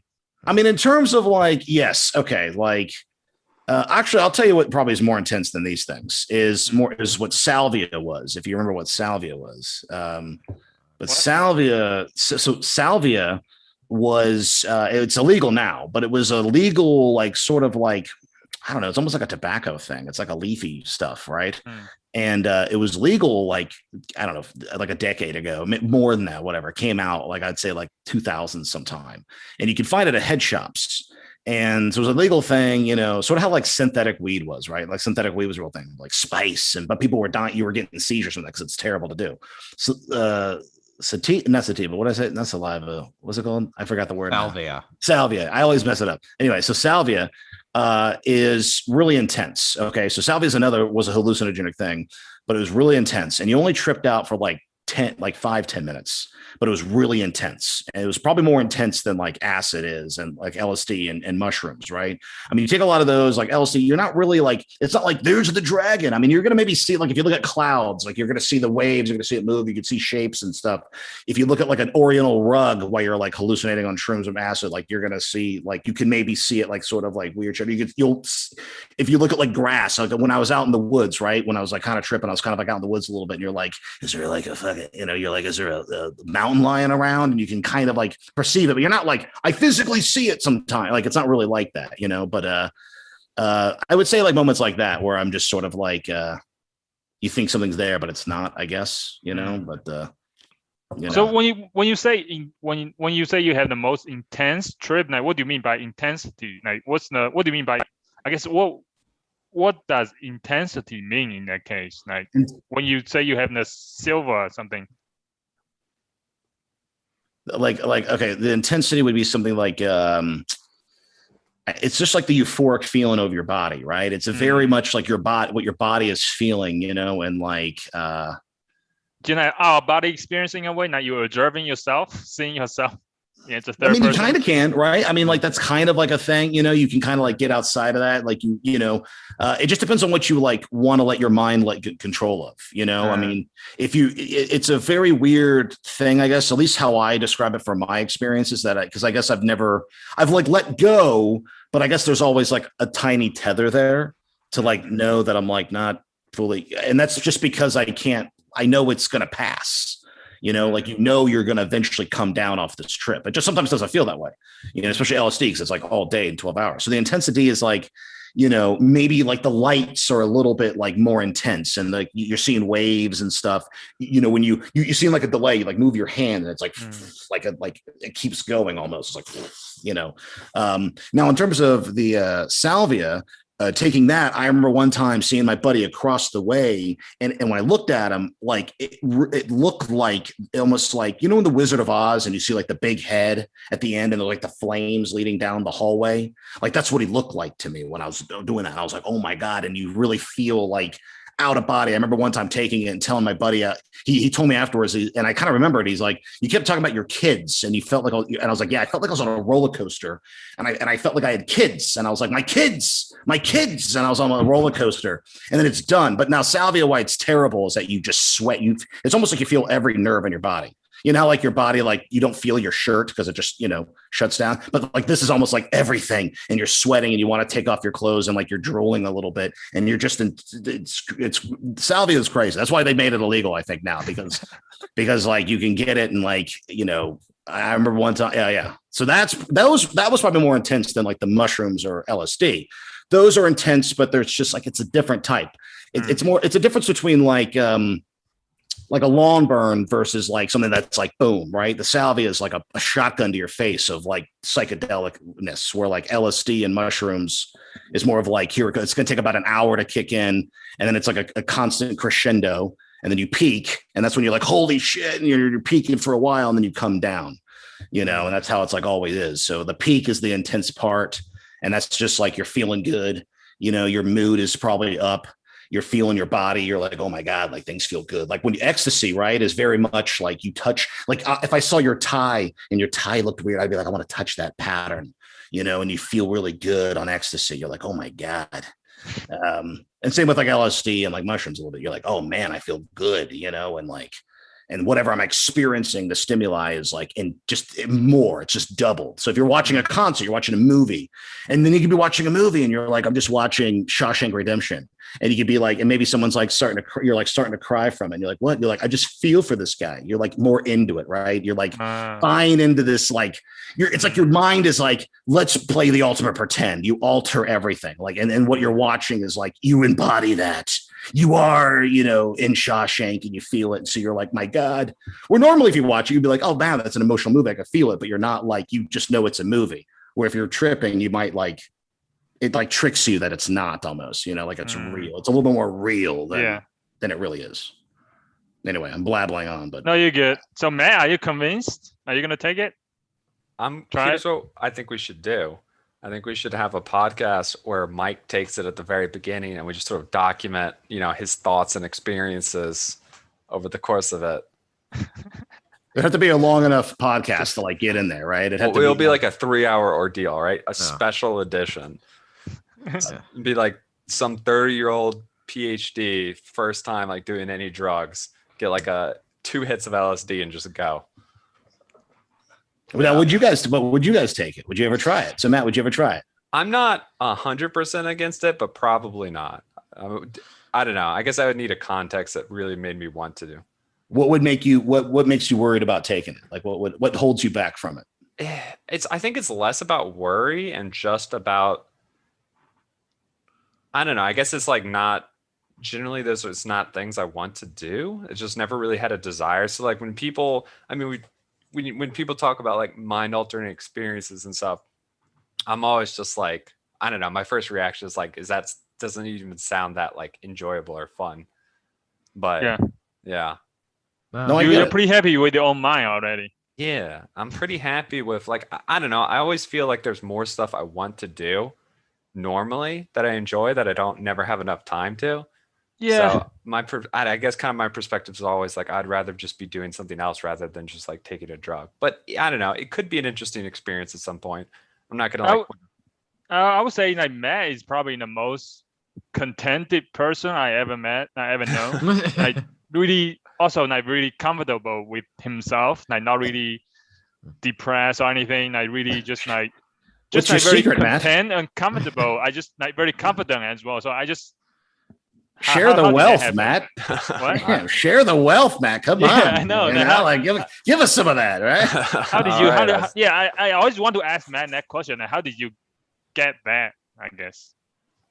I don't know. I feel like, I guess first of all, thanks for the compliment. Makes me feel good. But I don't no know. childhood trauma. No childhood trauma. No childhood trauma. I guess, yeah. I guess, yeah. Mike, do you agree with my assessment with Matt? No, I feel like Matt is pretty good, like pretty well reasoned when it comes to like, like, I mean, I don't think he has like any unreasonable anxieties or depressions that I've like seen. So yeah. All right. So I don't know Jake as well, but like, I feel like Mike's as confident and comfortable as I am. Is he not? I'm a good actor. No, what do you mean? Or am I the better actor? See, I mean, we all have different faces, right? No, that's 100%. Because I mean, all of this, that's like, because the attraction of this drug to me, or these types of drugs to me, is like, I just like, I'm very skeptical and push back on like they're going to change me long term, but like the attractiveness of the drug in the moment is absolutely the immersion in the moment, right? Like, I mean, that's like, that is something I absolutely struggle with, and that's because I mean, I have a reasoning part of my brain, so it's like if you could shut that off temporarily, like it would be nice to be more immersed in different things. But I guess it's like people who are changed by that just have sort of a different mindset than I do, because they're like, oh, like in a way they're, I guess, better able to be like, oh, that wasn't that immersion experience good, and they're like better able to do it when the drug is, I guess, off, or what, when the drug is no longer in their system, right? So I don't know that it would change me, because I don't know how good I would be about turning like, like I know why that part of my brain was turned off. And like, I guess you could say like, oh, well, if you have a good experience with that, it makes you strive to do that. Right. So, I mean, it depends on how you go in that. And the way I look at it, that's why I think of it more recreationally, right? Like if you're like, hey, I want to get drunk tonight, right? It's almost like that. Like if you want to get drunk, if you have an idea of, now that's a different feeling, obviously. And like, but if you treat it that way, almost, it might be more, it's not going to necessarily, if you don't go in it and be like, I want to change me for the future, right? I want to better me here. I mean, right. If you went in and just be like, hey, I want to like experience things tonight, like as they are, without my, biases, or like with less biases coming in. Right. So, sure. Yeah.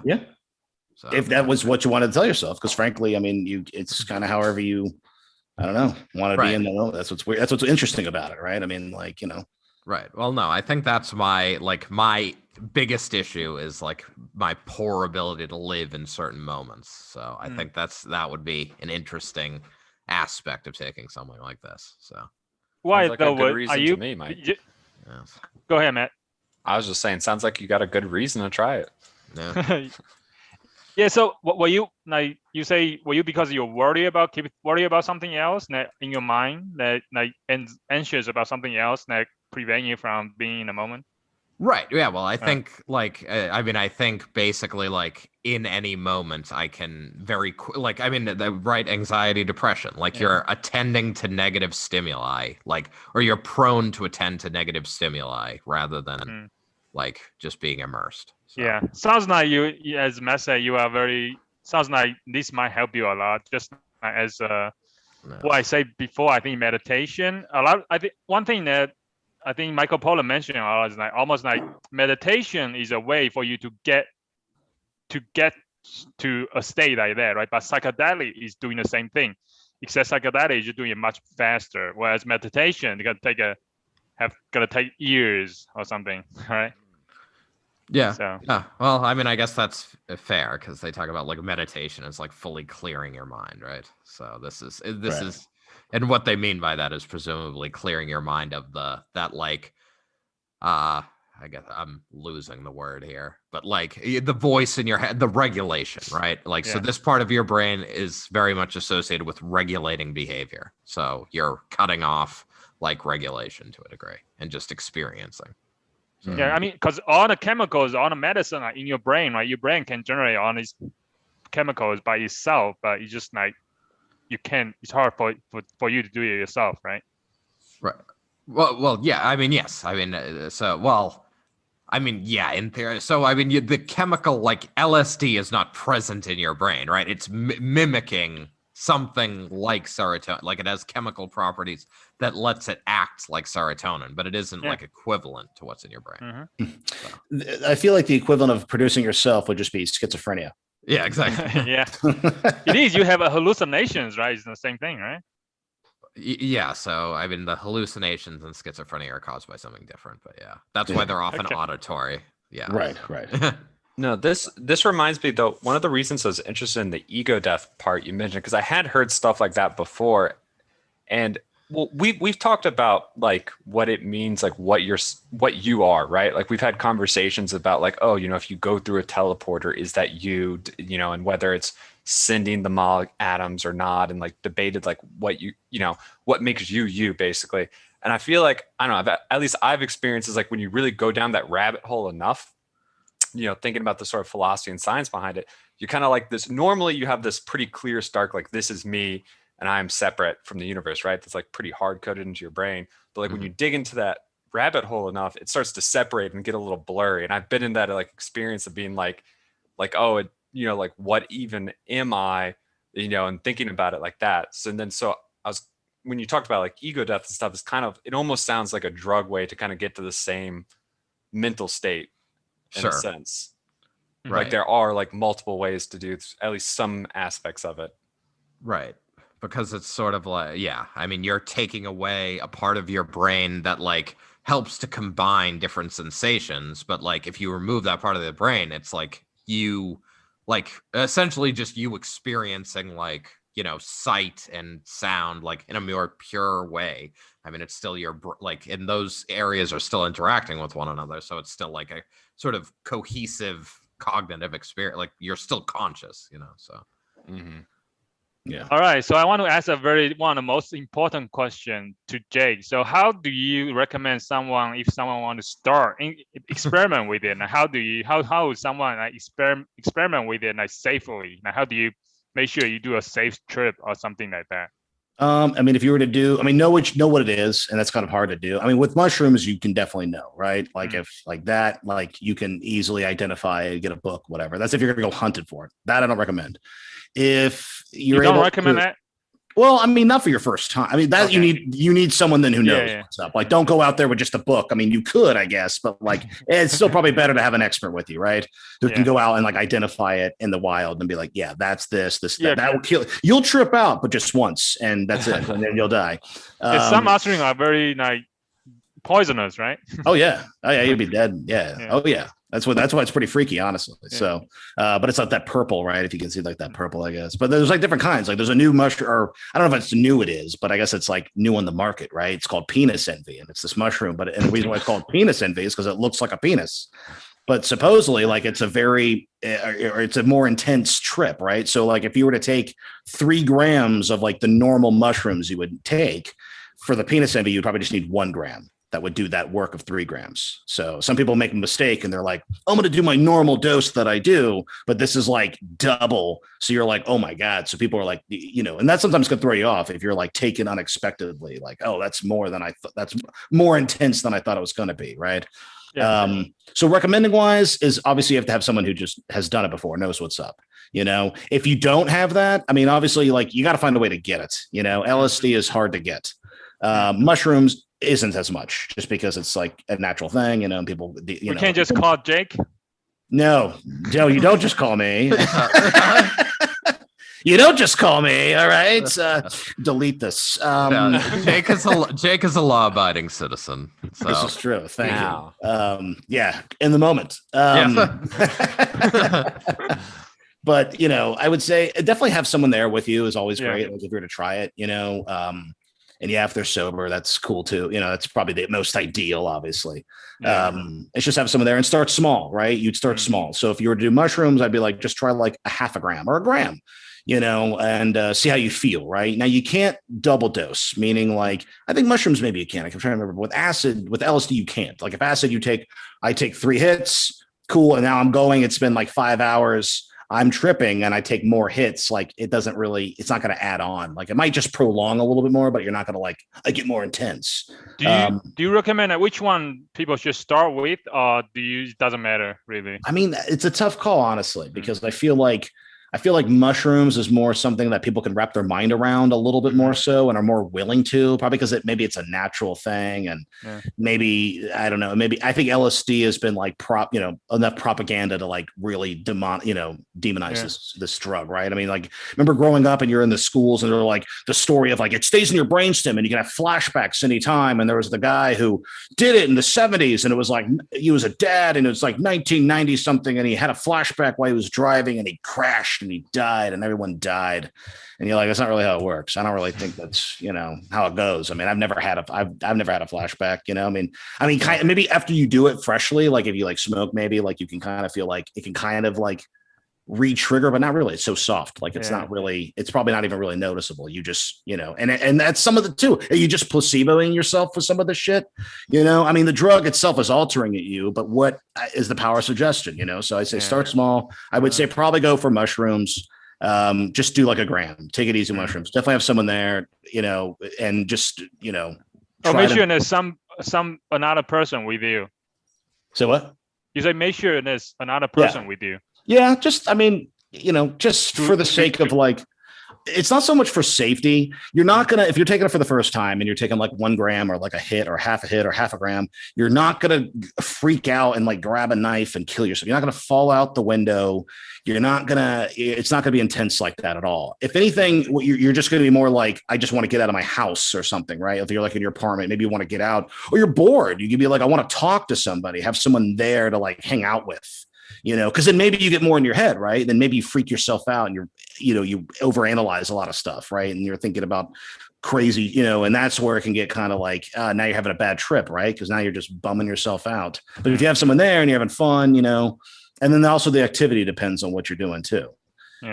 Start small and go in it in a good place. Like if you're just like, my mom died, let's trip out. You're like, that's a bad move, man. But if it's like, but if you're just like, I'm neutral or I'm in a good place, if you're like, I got a promotion, everything's great, that would actually be probably the most ideal if that's, but like otherwise neutral and just try to like, and then also know that it's going to end. Like this is just a trip. You're altering your mind and then it's over and it's done. And the most that you're going to come out of it is, or the least you're going to come out of it is just like, oh, that happened. Okay. Anyway, it's Saturday. I guess I'm just going to hang out, like, That's why I don't think it's as a big deal as everybody seems to do it. That's just people wanting to make it a big deal, right? Everyone who wants to get hippy dippy with it, they want to. You want to have this cool thing and experience, and you want it to change you, But I think at the end of the day, like if you just realize, like it's like I just drank, right? I got drunk. I took some drug that altered the chemistry of my brain and the synapses and all this stuff and the receptors or whatever it is, and it's physical. And you realize like that's all that was, then like at the end of it, you're just going to be like, okay, I did that. That's why I think like Matt, if you did it, you'd be fine. You would probably just be like, oh, okay, well, I just wasted my Friday night, like that's how you look at it. Like, I just wasted a day. Your cats, you would probably see Matt, you would be tripping and you'd be like, I love my cats. How you were like, they're needy. Maybe the positive thing would come out. You'd be like, you know what? I really do appreciate my cats. I'm so fucking happy I have my cats. And you'd be petting them and you'd be like, they feel so good. You're so cool. You'd be like so into it. You'd be like, my God, this cat. And then maybe you'd be like, what's it like to be a cat? Like, You know what? like, it kind of sounds to me like this is a whole nother question, but it kind of sounds like skydiving to me, right? And then that it's like maybe like at some point you'd be like, it's an intense experience, right? And it's like maybe you decide, I'm going to spend a weekend and I'm going to spend some money and I'm going to go do that as like for something for fun, right? That's what it sounds like to me, which I also haven't skydived, but I'm like, maybe someday I'll get around to it. You can do it. You can do it when you're 96, like George Bush. Well, I have skydived, and I actually wrote that down on my phone as a thought. Is like skydiving is sort of like taking a drug like this. So it's funny you brought that up. Yeah, we're on the same level. Great minds. Yeah. So it's but yeah, skydiving is sort of like it's a unique experience like that. Like doesn't necessarily like obviously we haven't evolved to like be able to place skydiving in our like normal like day-to-day experience. So it's sort of like what you're seeing is so like you're seeing the world in like just a unique way. Like you're seeing and hearing something that's totally unique. So it's like you're immersed in the moment. So exactly. No, skydiving is a great point. That's exactly because you're getting that dopamine rush and you're feeling good and it's crazy. It's the adrenaline, everything, and it's a unique experience. And then and if you did it I'd love to do skydiving at least once, right? Now the difference is this. Skydiving, you can go once and that could be your last time. But if you take LSD one time, probably it's not going to be unless you do a crazy amount, right? Unless you actually do but like most likely that's not going to happen. So, so talking about the dangerous side. So what's the? Did you ever have a bad trip or no? Not really. I think when I was younger, the only time I ever really felt like holy crap was actually marijuana. And it was when I was younger, it was like sometime in high school maybe. And I ripped a bong and it was just, I guess I just smoked a lot or it was just a really intense hit. And that's when I was like, oh my God, like I was kind of freaking out a little bit then, but that's the only time I ever had anything weird in terms of like mushrooms or LSD or any of that stuff. Like, not really. What, go on. Do you have any like cautionary tales, like bad trip stories that you heard? Maybe just nice give it people and I say, hey, there's a dangerous side to this as well. I would say don't go in it with a bad mindset. Try to not go in public places, right? You probably don't for your first time because you're going to because also if you're kind of like, I've never done drugs, right? Or anything like that, then you're not used to like a sort of law-breaking mindset, right? Like you're doing something you shouldn't be doing. So you're going to be like, do people know? Like, oh my God, I'm going to get in trouble. And there's just and then you have to think of like, how do I got to act with these people? So I would recommend don't go to public. Maybe if you can get out of your place, like start it at your home. And then if you feel like you want to leave, that's why you have someone with you, right? Because then they can go, let's drive to the park. If you have to drive to the park, they could be like, let's drive. And they'll drive and you're in the car and that'll be a whole interesting thing. And you can go to the park where it's like outside and there's a chance, or like you go on a trail or something, somewhere where there's not going to be people, somewhere where you can get out at least and something that you can do, So that's why hiking or something like that, you're doing something, you're striving. I've done it and played video games, right? But some people don't like to do that, but I've done it playing video games and I played Skyrim or something, and I could just. Did you see your performance improve or did you get better at it or no? There were probably some times where I would just sit there and you would just stare at, you'd be like looking at a waterfall and you're like, that looks really cool. you know. So I would just be like that. It's almost like you're not really playing almost at that point. Like it starts off where it's like you're playing, you're doing normal quests, and then eventually you're just like, look at that dead body, it looks weird. Like you look at the graphics and you're like, look at the water, that's weird, it's cool. You're like watching the moon, the sunset, you just sit there. You know, sometimes I just get kind of zoned out. It just depends. Because then you think about stuff, right? You can get a little bit trapped in. That's why it's good to have a person, because you could talk to somebody. Because otherwise, like you're just going to talk to yourself and you just have you on this weird trip. So the cautionary tales would be: don't take too much. Try to go in with a good mindset. Be with somebody and have a way to like go and do something, or be somewhere that like if you want to get out, because you could feel trapped. You could be like, I feel stuck in here. I feel stuffy, you know, and you can get out. Now that's not always the case. It just depends on the person. So. You know, but I think good mindset is probably the most important, and having somebody there and like, don't do too much, you know, so treat it. And also talk to your doctor, I guess, before you take any drugs. Yeah. I guess you're not a doctor.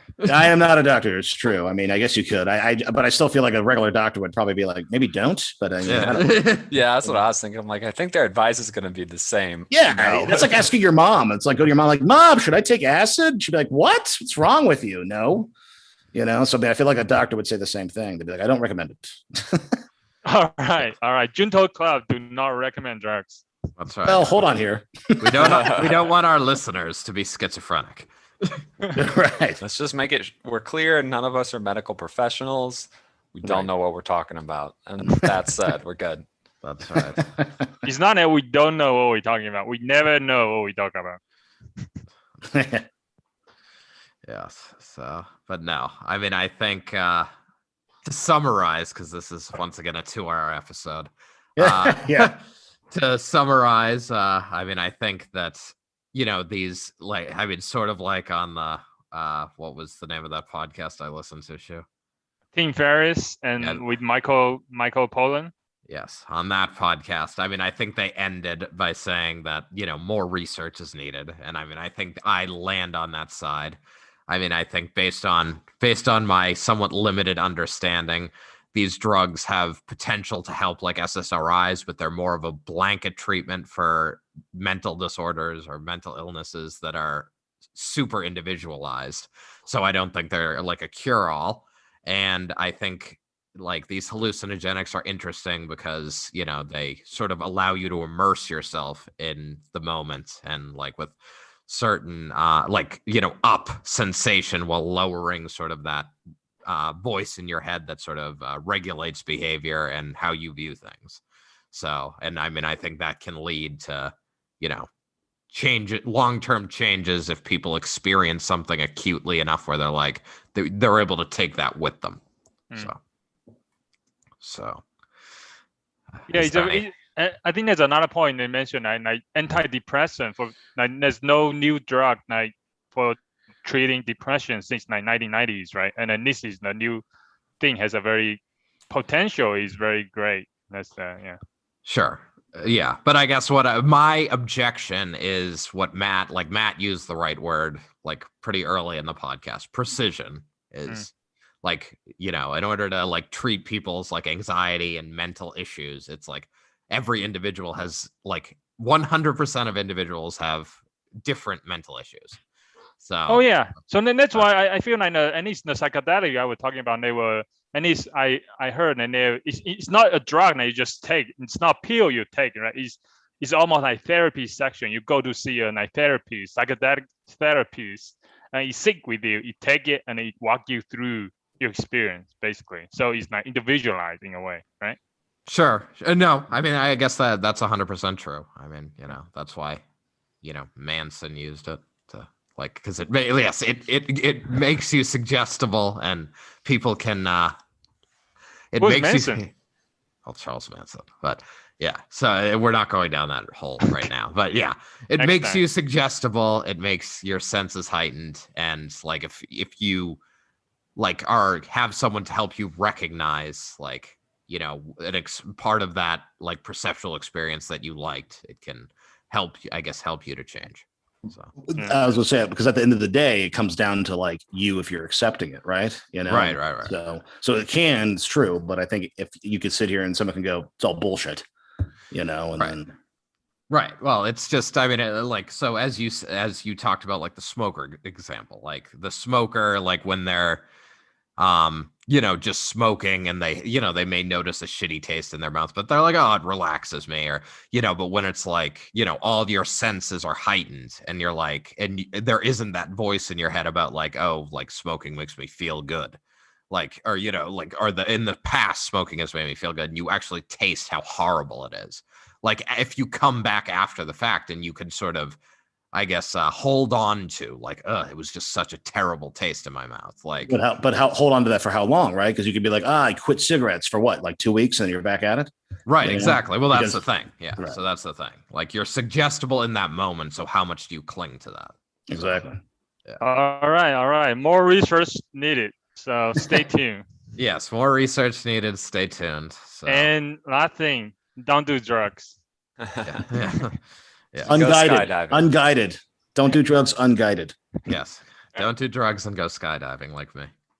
You took drugs and went skydiving? No. I said don't do drugs, go skydiving. I know. Oh, I see. Maybe you should next time psychedelic and go skydiving. See how that works. Oh man. That'd be pretty awesome, actually. Wow. The rest of your life would just be so dull after that. Probably. You'd be like, I peaked. Yeah, that's it. Like, man. You'd be trying to like escalate it from there on, You're like, I gotta go to space, man. I gotta do a spacewalk on shrooms. That'd be pretty cool.